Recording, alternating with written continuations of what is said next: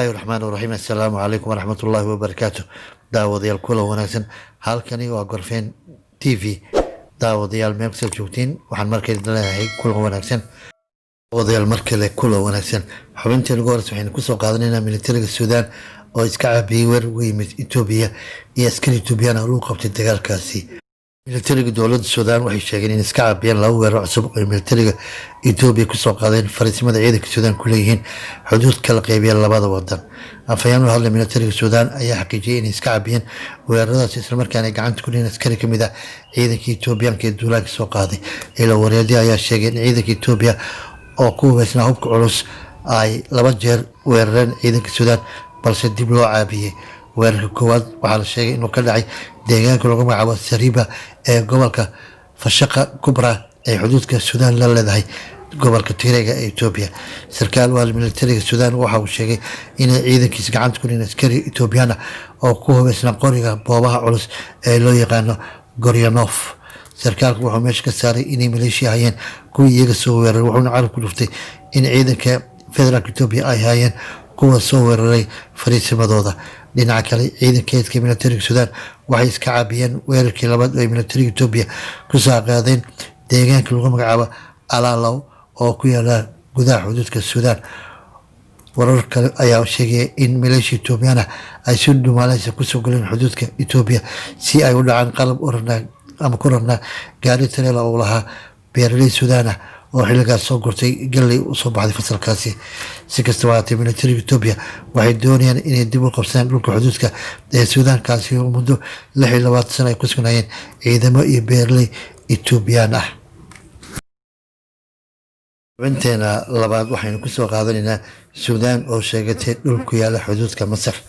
kadib markii ciidanka dowladda suudaan ay dib ula wareegeen dhulka xuduudka oo ay etoobiya horey u haystay ayaa waxaa haddan soo baxaya dadaal ay suudaan ku doonayaan in lagu soo wareejiyo dhulka yaala xuduudka ay la wadaagaan dalka masar.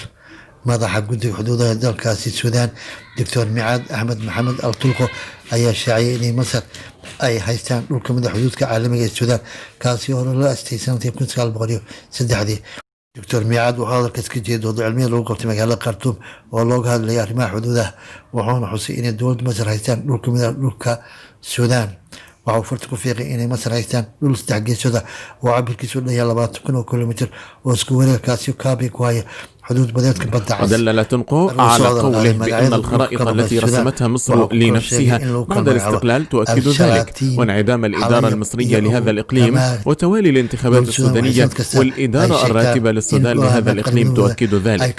ووصفت تنقو سيطرة مصر على حلايب وشلاتين بأنه احتلال، وقال إنه منذ الأزل وحتى عهد deegaanadaasi ayaa waxaa horey ugu wadan walaa shucuubta labada balse dowladda masar waxay hakisay ganacsiga dadka suudaan ee u gudbi jiray dhulkaasi. dowladda masar iyo suudaan waxay horey uga wada hadleen milkiyadda dhulkaasi balse dowladda masar ayaa joojisay wadaxaajoodkaasi kadib isku daygii fashilmay ee la doonayay in madaxweynaha dalkaasi masar marxuum maxamed xusni mubaarak in lagu dilo caasimada dalkaasi etoobiya sababa bishii juun 2 sanadkii 1995. dowladda masar waxa ay isku daygaas ku eedeysay suudaan inay maleegeen qorshaha dilka ee madaxweyne mubaarak uu xilligaas ka badbaaday. waxaa la sheegay in madaxweynaha xilligaasi ka tegay garoonka addis ababa si uu u qayb galo shir madaxeedka ururka midooda afrika ay lahaayeen sanadkaasi. dowladda suudaan waa ay beenisay inay ka dambeeyeen falkaasi, iyadoo dhanka kalena kooxda lagu magacaabo islaami jihaad ee ka dhis dalka masar ay sheegteen mas-uuliyadda weerarkaasi fashilmay. inteena labaad waxaynu kusoo qaadanaynaa jabhadda TPLF oo sheegatay inay dileen korneel ka tirsanaa ciidanka federaalka etoobiya. afhayeenka howlgalka militariga ee jabhadda tigreega TPLF colonel gabre waxa uu sheegay inay jidka u galeen ciidanka federaalka etoobiya kuwaasi uu marayay intii u dhexeysa deegaanada hawsen iyo abraha atasbeha oo ka tirsan gobolka tigreega ee waqooyiga dalkaasi. afhayeenka wareysiga telefishinka tigreega ee DWTV ayaa sheegay inay dhowrkii maalmood ee lasoo dhaafay ay dagaal dhulka la galeen ciidanka federaalka etoobiya. dhinaca kale taageerayaasha tigreega waxay sheegeen in la dilay koloneel ka tirsan ciidanka federaalka oo lagu magacaabi jiray colonel dejene tasfaye. sarkaalkaasi waxaa la sheegay in lagu dilay dagaal ay TPLF ciidanka dowladda ku dhex maray gobolka raaya oo ka tirsan gobolka tigreega. sidoo kale sarkaalkaas ayaa la sheegay inuu muhiim u ahaa islamarkaana markii ciidanka federaalka ay qabseen gobolka Tigray oo ah qofkii ugu horeeyay ee ka hadla arrimahaas islamarkaana dadku u baaqi inay istijiyaan. Si kastaba ha ahaatee dowladda Itoobiya weli kama aysan hadlin war ka soo baxay jabhadda TPLF oo ay ku sheegeen inay dileen korneel ka tirsan ciidanka federaalka Itoobiya oo lagu magacaabo jiray Colonel Dejane Tasafaya. odayaal xubintan kale waxaan kasoo qaadanaynaa qaxootigii ka cararayay dagaalka socda gobolka Tigray oo laga xanibay inay u gudbaan xuduudka Suudaan.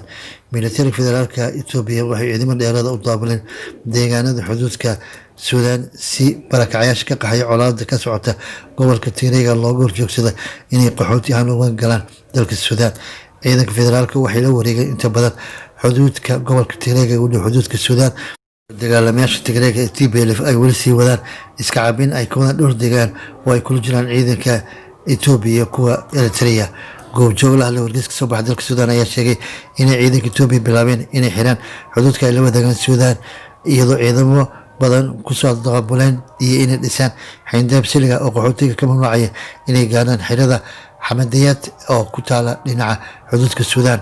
wararku waxay kaloo sheegayeen militariga booliska Itoobiya ee ilaalada ka hay xuduudka ay baacsanayeen qaxootiga ku sugan deegaanka lagu magacaabo Maygiliti oo looga gudbi karo xuduudka qaabilada xamadiyaad ee dhinaca xuduudka Suudaan. si kastaba ha ahaatee tirada qaxootiga Tigray ee haatan ku sugan gudaha dalka Suudaan waxay kor u dhaafayeen 63,000 oo qof kuwaasi oo lagu daryeelo dhowr kooxood qaxooti ku yaala dalka Suudaan waxaana xeradaasi ugu weyn xerada xamadiyaad. daawadayaal xubintan ugu dambeysay waxaynu kusoo qaadanaynaa madaxda hay-adaha sirdoonka ee Masar iyo Suudaan oo ka wada hadlay qadiyadda biyo-xireenka Itoobiya ee loo soo gaabiyay GED. madaxa hay-adda sirdoonka Masar Abbas Kamil waxa uu shalay booqasho qaas ah ku tagay caasimadda dalkaasi Suudaan ee Khartoum isagoo madaxda dalkaasi kala hadlay qodobo quseeya danaha labada wadan. madaxa sirdoonka Masar waxa uu kulamo gooni ah la yeeshay dhigiisa dalka Suudaan Jamaal Cabdilmajiid, madaxa golaha ayaa talada dalkaasi Jenaraal Cabdifataax al-Burhani iyo ku-xigeenkiisa Maxamed Xamdaan Dagalo iyo ra'iisul wasaaraha dalkaasi Abdalla Xamduug. xiriirka Masar iyo Suudaan ayaa waxa uu bilihii lasoo dhaaf u muuqdaa mid sii xogeystay gaar ahaan dhinaca mashaariicda tareenada iyo korontada. madaxa sirdoonka Masar iyo dhigii Suudaan waxaa la sheegay inay aad shirkooda uga fogaadeen arrimaha biyo-xireenka Itoobiya ee ay ka dhisanayso meel 15 kilomitir u jira xuduudka dalka Suudaan. faahfaahin dheeraada lagama hayo nuxurka shirkooda balse waxa uu kulankooda kusoo beegmay iyadoo ay dowladda Suudaan sheegtay inay gabi ahaan la wareegtay dhul xuduudeedkii ay horey Itoobiya u haystay. sidoo kale kulankooda wuxuu kusoo beegmay xilli ay dowladda Suudaan ay qaadacday shirkii saddex geesoodka ee Isniintii shalay ku ballansanayeen wasiirka kala socda dalalka Masar, Itoobiya iyo Suudaan sida laga soo xigtay hadal ka soo baxay wasaaradda biyaha iyo waraabka ee dalka Masar. kulankaasi ayaa la qabtay kadib markii casuumaad ay ka timid dowladda Itoobiya waxaana kulankaas ka qayb galay wasiirada biyaha ee Masar iyo Itoobiya iyo khubaro iyo sharciyaqaano ka kala socda labada dal, goobjoogayaal caalamiya iyo khubaro ka socotay ururka midowda Afrika.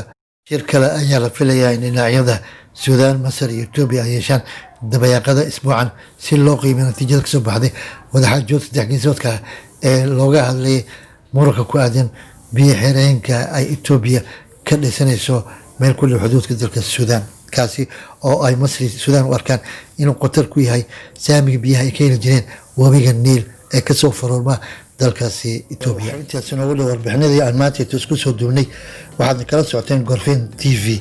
haddii aad nagu cusub tahay daawade fadlan saar subscribe si ay ku soo gaaraan wararka warbixinada aynu soo gudbino. sidoo kale asxaabtii hore macaamiishuna waxa aan leenahay nala sii jooga waqti dheer waana mahadsantiin dhammaantiin. halkan waa Gorfeen TV.